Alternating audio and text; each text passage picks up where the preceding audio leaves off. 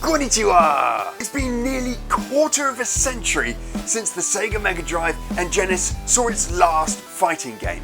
And on today's show, we're going to be revealing a brand new fighter being made for this console. 24 years later, we're going to be seeing a new fighter coming out for the Genesis and Mega Drive. And it's going to have a Kickstarter coming soon. My name's Mike, and this is the Retro Gamer Boy Show.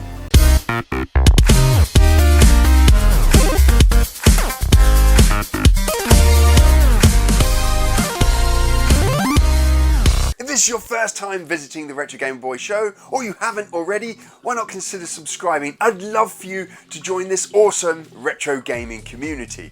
You can do this by clicking on a little button just underneath this video. Now, I can't believe I'm standing up here again talking about another Sega Genesis and Mega Drive game coming out. 2021 is just insane for all these new games. We ended 2020 with Paprium surprisingly being released, and now we have another game. But this one is different. This one is different because it's the first time, at least that I'm aware of, that we're going to be seeing a fighting game being released on the Sega Mega Drive and Genesis since Sega stopped supporting the console. And this is a pretty significant thing because making a fighting game is really hard. When I was working at Sony, we considered making a fighting game, but we threw that to one side because of how hard it is to get these games right. But the team at Blast Process Gaming think they've got something special on their hands. And so today we're going to be taking a look at Insane Pain. Insane Pain.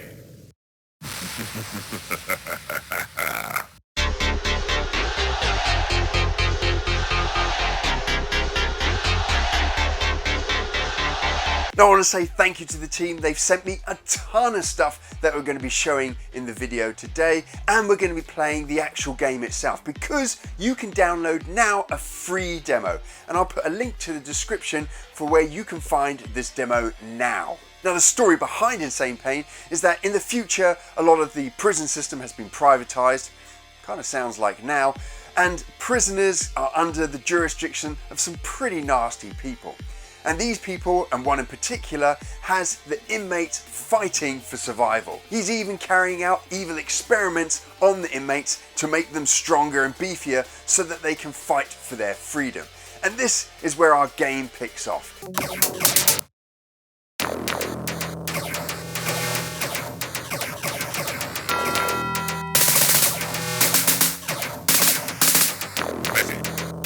Now Insane Pain draws influence from two big fighting titles from our classic retro gaming era.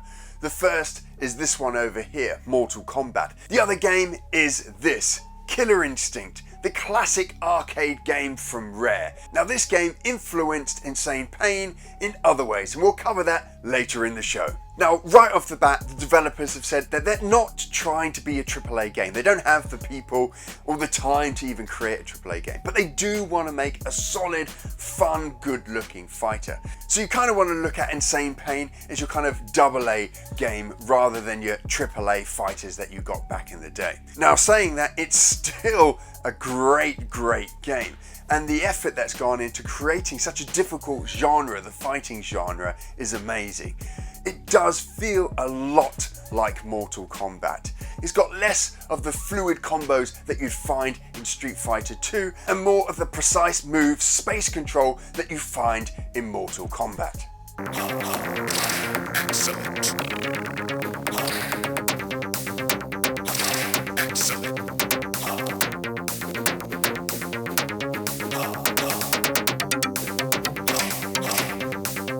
Each character has 3 special moves as well as a number of standard moves. These can be pulled off by pressing the direction button and the action button. So for example, pressing down and kick will do a lower attack on the character, but pressing backwards and kick may do a sweep. So changing direction and pressing either the kick or punch direction will affect the type of moves that you can pull off. Now, I've also read that there's going to be some special end moves, but I haven't come across those in the demo yet, and I couldn't see them in the instructions for how to pull these off. Combos are relatively simple to pull off. After about 4 or 5 games, you'll be pulling these off relatively easy. Very similar in nature to what you'd find in Mortal Kombat. Some of them even similar to the Street Fighter moves that you may find. Forward fireball, back fireball, that kind of thing.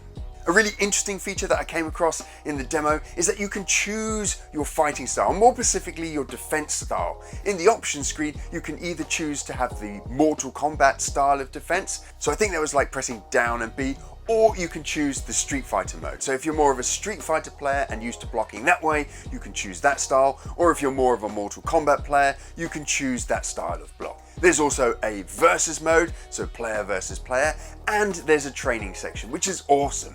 There are 8 stages in the game, including the training mode. There are 7 playable fighters that you can choose from, and there are 2 bosses. And I'm imagining it's going to be something like Mortal Kombat, where as you work your way up, you'll get a mid-level boss or your mid-stage boss, and then you'll have the final boss. Or it could be 2 bosses at the end. That could be quite cool. Now, it doesn't take long to get into the game at all. It's definitely all about those special moves, though. You need to learn those special moves to progress in the game, but you pick those up relatively quickly.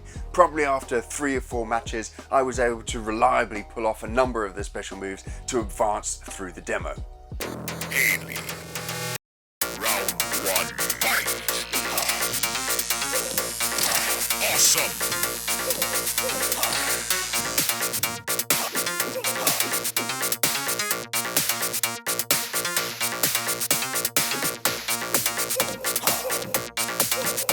And like I said earlier, you can really feel the Mortal Kombat influence on this game. Before even contacting and talking to the team, I was like, this feels like Mortal Kombat. Now, the other game we spoke about earlier was Killer Instinct. This is the other point of reference for the team. And to talk about that, we're going to have to cover the graphics. Now, before you even got to the arcade and got to play Killer Instinct and experience that awesome combo system it had, the first thing you'd notice is the graphics. They were pretty stunning for the time. And what Rare were doing with the graphics is that they were taking pre-rendered characters like this, putting them into pixel form, and then bringing them into the arcade. So you were getting a 2D fighter, all built though on 3D graphics. And this is exactly what the team are doing with Insane Pain. They're going painstakingly through modeling these characters in 3D, and not just the characters, by the way, but also the environments. They then take these characters through a process of pixelating them and then cleaning them up with pixel art before putting them into game. And they do this for every frame of animation that you can find for each character. And there are a lot of them. 7, I think, in just one attack. This brilliant pipeline that we saw from that classic Rare game, Killer Instinct, looks awesome on the Sega Mega Drive. Now, I'm really excited about Insane Pain. To have a fighter on this old console, nearly quarter of a century later, 24 years after the last one, is brilliant. And considering how tough it is to make a fighter, I think this team have got some guts and they've done a great job. I love the homage to the Mortal Kombat series with its gameplay style, and I really like that they're trying something different with their art pipeline and bringing in some of that awesome Killer Instinct art style into their game. Now, I love supporting these independent developers, and you can support them as well. They're going to be having a Kickstarter around May time, and there's going to be some cool things and different packages that you can get.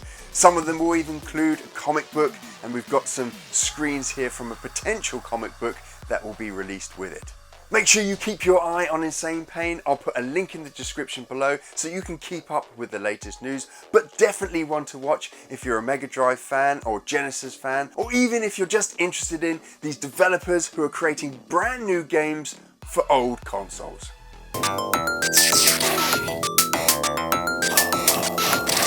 Awesome!